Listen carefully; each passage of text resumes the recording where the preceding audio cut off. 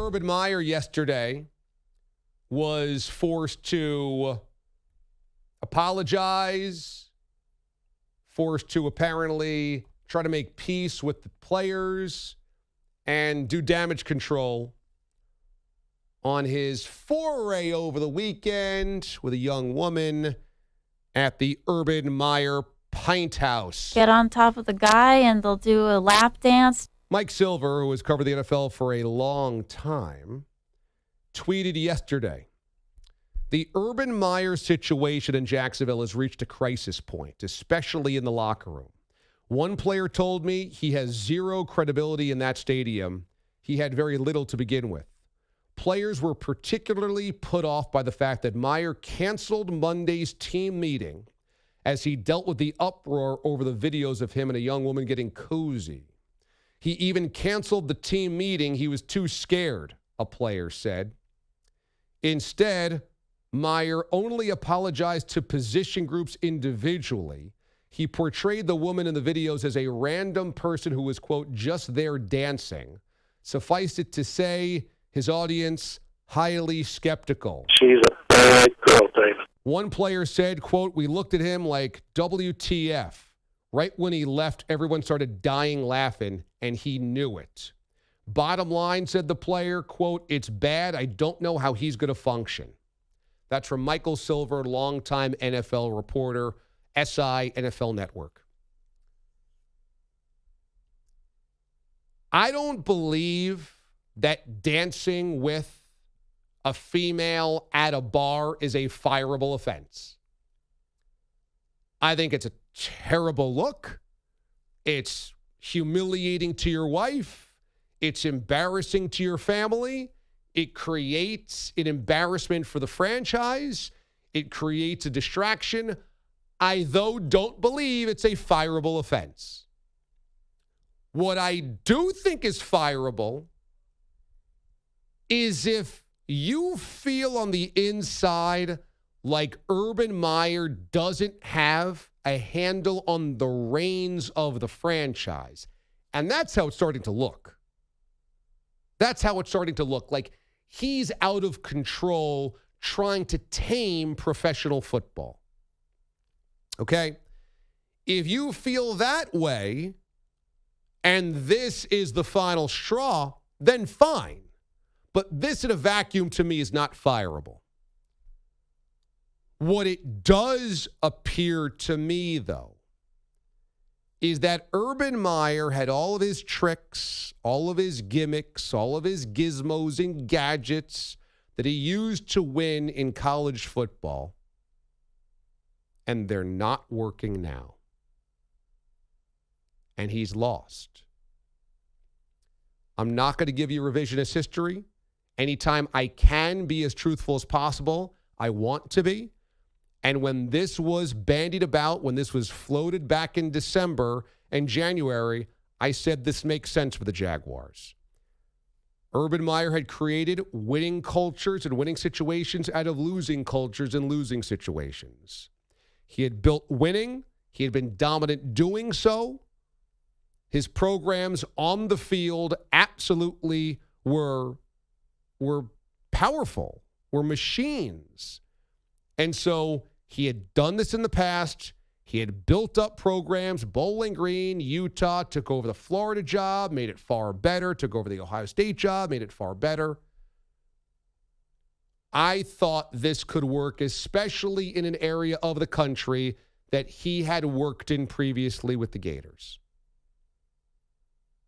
It feels like I was totally wrong. Because Urban Meyer has brought to the NFL the arrogance that college football coaches have, where they are the kings of the castle. You cannot be questioned. You can do favors for others. You have the final say. Nobody can come up on you. They can't run up on you because nobody is as powerful. There is the famous quote in college football about specifically Urban Meyer and his former AD being asked, are you thinking about firing Urban? And he said, I'm worried about him firing me. That ultimately is the reality in college football, where the head coach is the highest paid employee in the state. The athletic director cowers because his job is on the line with that coach. The chancellor cowers because he or she knows who pays the bills. The presidents cower because they don't want the alumni and the boosters in their ears. And the players have to do whatever the coach says because they need the playing time to get to the NFL. They're also 18, 19, 20 years old. Urban Meyer has tried to walk into Jacksonville and been the king, and nobody questioned it. He hired a strength and conditioning coach based on a friendship. Ends up, that guy had major baggage, major skeletons, racism, what have you. Looks like a terrible idea. In college, you get away with that because you call all the shots. He gives Tim Tebow a total favor. It's a total favor to a friend. Tebow's never played the position before. He's been out of football for 6 years. In college football, you can do that. You give chances and jobs to friends. You give scholarships to sons of powerful people in the community. You give jobs to state senators' kids. You do all that type of stuff. That's not a big deal. In the NFL, oh, no. In the NFL, you can't just kind of roll on your own like what he did this weekend. Thursday, they lose again. They are winless. He stays back. He lets the team plane fly without him back to Jacksonville. I'm staying here, guys. To which he ends up in this predicament. In college, fine. Again, you just say, I'm going to recruit. You guys fly back to campus. In the NFL, you fly with your team. Urban Meyer has made all of the ego-soaked mistakes college football guys usually make. They're no longer the kings. They miss being the kings, and they lose the locker room. Because these are men. These aren't boys. These are men. You don't think everybody in that locker room has grinded with a woman at a bar? Oh, they all have. They know exactly what was happening on that dance floor. And when Urban Meyer says, oh, she was just joking around trying to get me to dance, they're all like, right, coach, right, all right, yeah, okay, coach. It's a joke. They think it's a joke. And apparently he didn't even have the stones to address the entire team as a team after this happened, but instead broke it into position groups to make it easier, smaller crowds, smaller groups. He's not cut out for it. He's not. I was wrong. This is just a disaster. You can't fire him, in my estimation, based on dancing with a chick at a bar. You can fire him based on he's losing control of everything. I'll tell you this. I don't think he comes back in year number 2. I don't. He can say whatever he wants about USC. We know he lies. We know he's done it plenty of times. We know he's been completely distrustworthy, untrustworthy multiple times in his career, made up excuses, family this, family that, help this, help that. We know you can't trust him. I think by the end of the season, the Jaguars have had enough of Urban Meyer. Urban Meyer's had enough of the NFL. There's going to be some plum jobs out there. LSU could be open. USC is open. If James Franklin takes one of those 2 jobs, Penn State would be open. I don't know if Urban Meyer would go to a rival of Ohio State, the last place on earth that he actually has fans. But the point is, he ain't making it to year 2. He's not. Because the first month is such a mess. And the Jaguars aren't going to suddenly get better. It's not like they're going to go on a run and win 6 of 8 games. That's a 2-win team this year.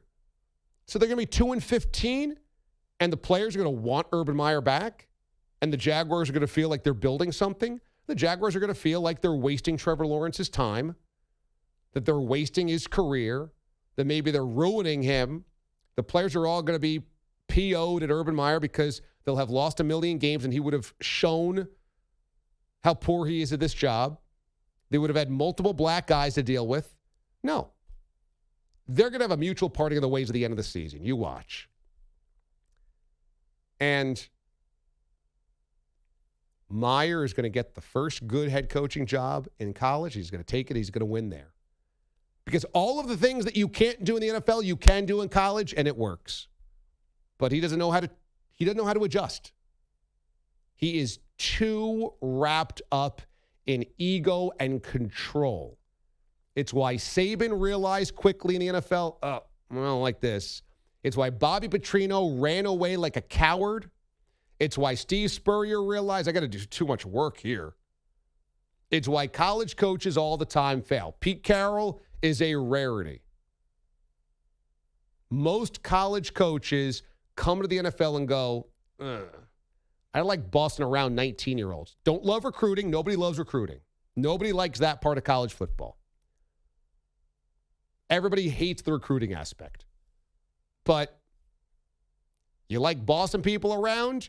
You like being the boss of all the bosses. You don't have an owner. You don't have to deal with professionals that are paid more than you. And you get to just call all of your own shots and intimidate everybody along the way. Golf course memberships, free cars, all this, that, the other thing that they gloss you in your college town. You're a hero. You go everywhere. Don't pay for a meal. Don't pay for a drink. You open up your own sports bars, etc. Everybody misses it once they get to the NFL and go, yeah, I'm going to run back.